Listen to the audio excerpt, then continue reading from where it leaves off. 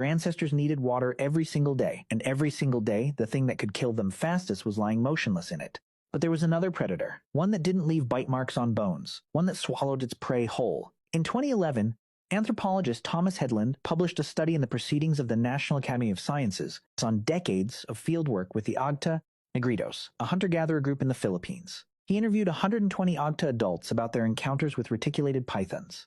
The results were staggering. 26% of adult men reported surviving a predatory attack by a python. 6 fatal attacks were documented in the community between 1934 and 1973, including a python entering a hut and killing 2 children.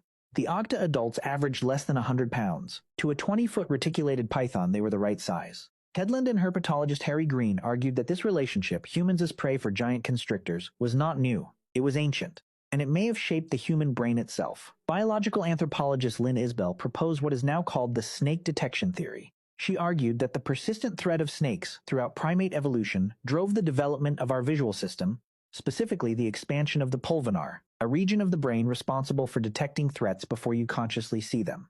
Researchers have since found snake-selective neurons in primate brains, cells that fire faster for snake shapes than for any other stimulus. You can detect a snake in an image faster than you can detect a spider, a face, or a gun. That reflex did not come from nowhere. It was purchased with millions of years of dead primates. And then there was the giant hyena. Pachyrhinacuta brevirostris stood as tall as a modern lioness and weighed over 200 pounds. It had the most powerful, bone-crushing bite of any hyena that ever lived. It roamed across Eurasia from roughly 3 million years ago until around 500,000 years ago, overlapping with Homo erectus for over 1 million years.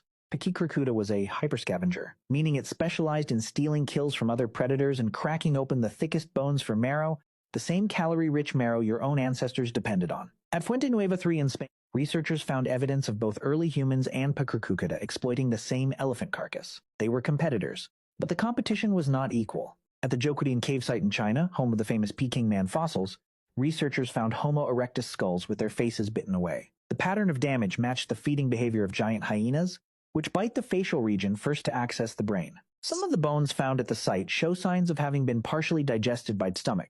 Acid. The hyenas did not just kill them, they ate them and passed them through. For most of human history, this was the equation. Leopards above, saber-toothed cats in the brush, crocodiles in the water, pythons in the dark, giant hyenas at every carcass.